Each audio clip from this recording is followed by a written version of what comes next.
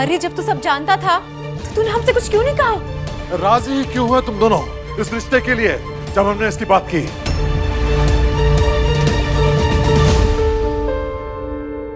हमने आज बेवकूफों की तरह खुशी खुशी सारे फंक्शन डिस्कस किए, तुम्हारी शादी की तारीख तय कर ली।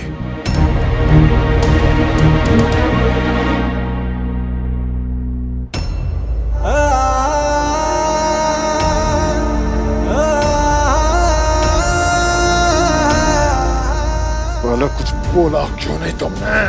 हाँ, क्यों बेवकूफ बनाए सबको? बोलो। मुझे विश्वास नहीं हो रहा है कि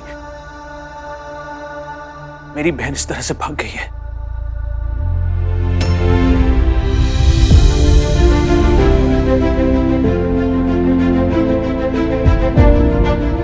जीजू, जीजू, I'm really sorry. जीजू, मैंने जो किया सिर्फ दोस्ती की खातिर किया। आप तो जानते हैं ना कि मौसमी मेरी कितनी अच्छी दोस्त है। उसने दिल से मुझे दोस्ती का वास्ता देके रिक्वेस्ट की कि मैं रौनक के बारे में किसी को ना बताऊं और बस कुछ दिन तक उसके साथ ये रिश्ते वाले ड्रामे को कंटिन्यू करूं।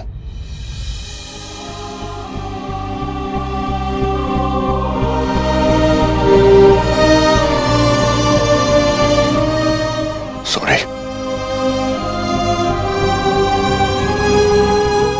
सच में आर्य सर कितने अच्छे हैं, इन्हें रिश्तों की कितनी अच्छी अहमियत है।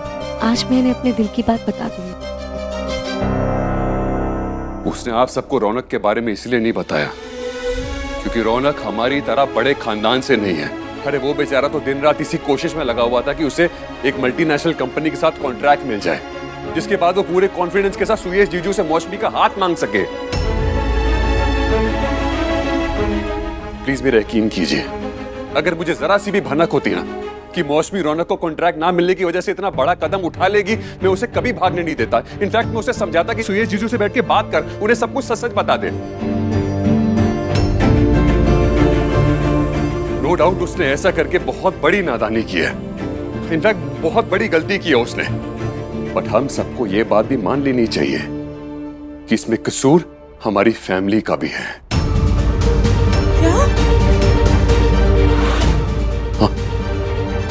हमें लगता है कि हमारा खानदान बहुत ऊंचा है, बहुत ऊपर है, बहुत पैसे वाला है।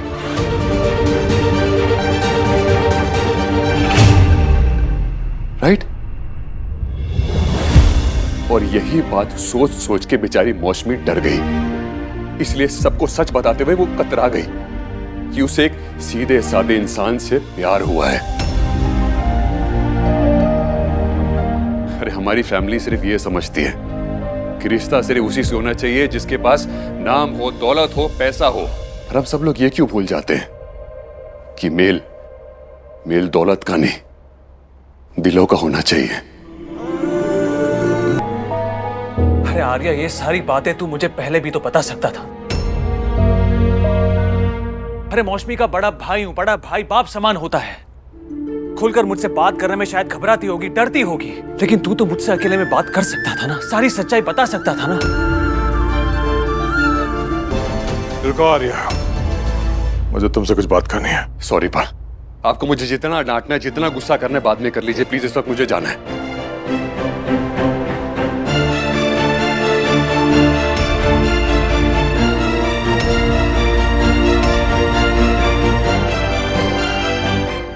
सुयश, भगवती माँ सब ठीक करेंगी।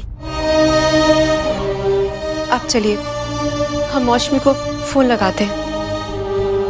ठीक है उज्ज्वला, तुम प्लीज मौसमी का फोन ट्राई करती रहना। मैंने भी पुलिस में इन्फॉर्म कर लिया है, वो कुछ समय में मौसमी को ढूंढ लेंगे।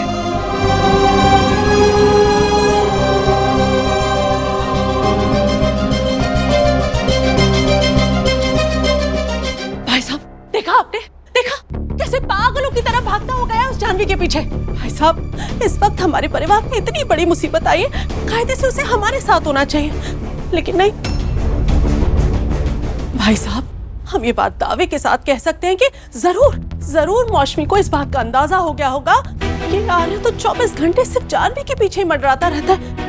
ये जान के उस बेचारी का दिल टूट गया होगा और शायद इसीलिए उसने घर छोड़ के जाने का फैसला लिया होगा भाई साहब। वरना मौसमी तो बड़ी समझदार बच्ची है। अरे हमारे सुयश की बहन है, वो हरगिज ऐसा गलत कदम नहीं उठाती।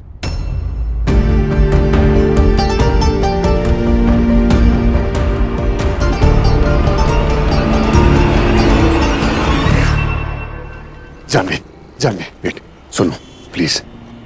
अभी अभी जो अंदर ताई जी ने तुमसे बेकार बातें कही ना, उसे भूल जाओ प्लीज। उन्हें कोई हक नहीं बनता तुमसे इस तरह बात करने का। इनफैक्ट तुमने उन्हें बिल्कुल सही जवाब दिया है। उनकी उस बेहूदगी के लिए मैं तुमसे माफी मांगता हूं। I am sorry, I am really sorry. Arya sir, आपको सॉरी बोलने की कोई जरूरत नहीं है। मुझे उनसे जो कहना था मैंने कह दिया। प्लीज मुझे घर जाने दीजिए। जानवी, जाते जाते मेरे एक सवाल का जवाब देती जाओ। जानवी, तुम इतनी रात को अब अगले में क्या करने आई थी?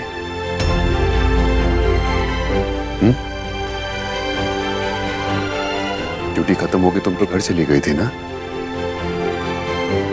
वापस क्यों आए रोबी कियान को अकेला घर छोड़ के?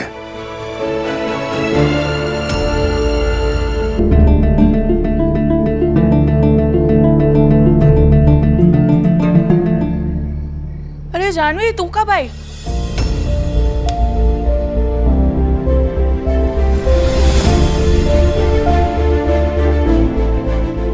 और तू रो क्यों रही है? नहीं रितु, मैं रो नहीं रही हूँ। वो मैं काम करते करते थक के बैठ गई थी। अच्छा वो सब छोड़, तू आर्या सर से मिली क्या? बात हुई तेरी उनसे? अरे बोलना, बोलती क्यों नहीं कुछ? तू बोलेगी? इग्नोर? जानवी, मैं तुझसे बात कर रही हूँ। अरे बोलेगी, हुआ क्या?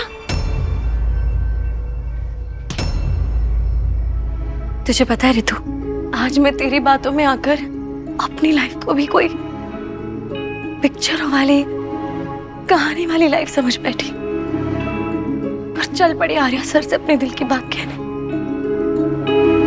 फिर वहां जाकर ना मेरा भ्रम टूट गया। वहां जाकर मुझे एहसास हुआ कि मैं तो वो कहानी वाली जानवी जोशी हूं ही नहीं और ना कभी हो पाऊंगी, क्योंकि मैं तो कियान की मां हूं ना। और इसलिए मैं उस रास्ते पर आगे बढ़ी नहीं जिस पे जानवी जोशी को जाना चाहिए था।